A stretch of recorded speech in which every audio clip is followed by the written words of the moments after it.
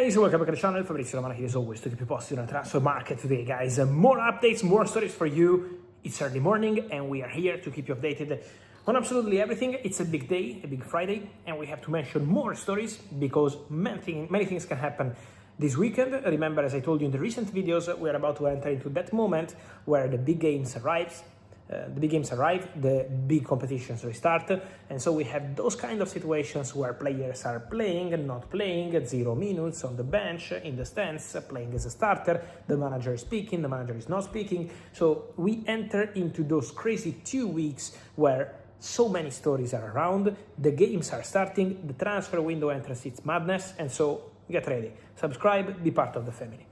Today, guys, is Enzo Fernandez Day. I told you in the previous video that Manchester City have been in contact with Javier Pastore, the agent of Enzo Fernandez, basically during the whole day of Thursday. Still talking, still trying to understand the situation, still trying to understand if there can be a solution. Remember that Chelsea put the deadline at 5 p.m. UK time today, £120 million or nothing. So from Chelsea, a very clear position. At the same time, it's on Manchester City to decide today what they want to do. Something more to add on Enzo Fernandez.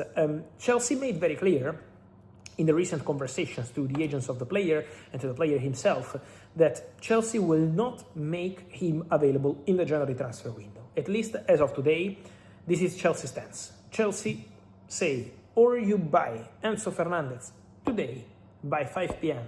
UK time, or Enzo Fernandez is going to stay at Chelsea for the whole season. Chelsea don't want to consider Enzo Fernandez part of the saga for the final 2 weeks of the summer transfer window. Chelsea want clarity on one of the most important players of their squad 1 week before the start of the Premier League, and Chelsea have no intention to say, okay, let's talk again in January. Maybe they will do, I don't know, I can't predict the future, but as of today, the message from Chelsea is the player is not going to be available in the January window. So let's follow the situation, but it's one more detail to add to the crazy hours we are expecting ahead to understand the future of Enzo Fernandez. Then, more updates for you, talking about top players, talking about Manchester City, talking about Rodri. Because for Rodri, after the first bid, 45 plus 5 million euros, rejected. After the second bid, 60 million euros with add-ons, rejected. Now, Barcelona are preparing one more proposal. Overnight, the message in these direct exchanges, I'm telling you, a direct negotiation, Barca, Manchester City, the message coming from Barca to Manchester City is quite clear. And it's that they are ready to present a new bid, and they believe that with this bid, they can close the deal for Rodri. Barcelona remain very optimistic, very confident. I told you, Man City are asking 80, Barcelona reached 60 as a package, so now halfway, around 70 million euros, the deal could be completed. So let's follow the situation, but Barcelona are prepared to return to the table, bid again, and try make the deal happen. Rodri made very clear to Manchester City that he will be super professional.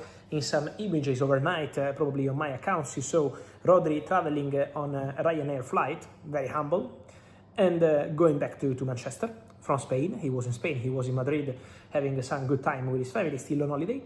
Then today, officially, Rodri should train with Manchester City, and so Rodri will always be a top professional. I think Rodri is one of the best examples of professionalism in football, and so for sure he's not going to create any problem to the club.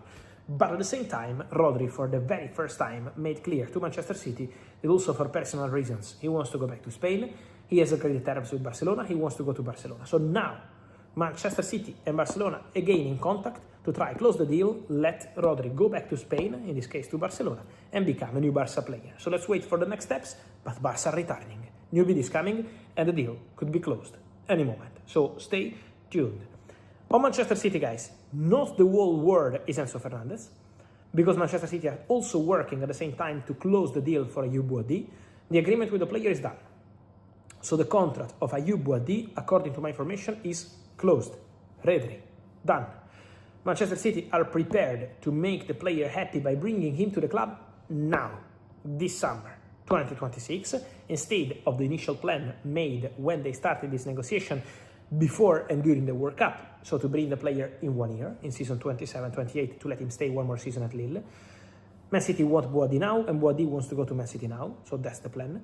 Now, City and Lille in very advanced conversations to get Ayoub Boadi to the club immediately. So the deal is reaching its final stages. Then, more to mention on Barcelona, guys. For Julián Álvarez, I know that every single day I receive tons of messages on this story, but why I'm not telling you more? Because at the moment, guys, nothing is changing. I think the only real update worth a big story is if Atletico Madrid, at any point, and in this case, Miguel Ángel Gil Marín, because it's him who has to decide, not Simeone or anyone else, Miguel Ángel Gil Marín. If he's gonna say, okay, let's open doors to Barcelona or any other club, I will be here and tell you. But as of today, Atletico Madrid don't want to sell the player to Barcelona. So Atletico Madrid maintain the doors closed. As of today, still no update.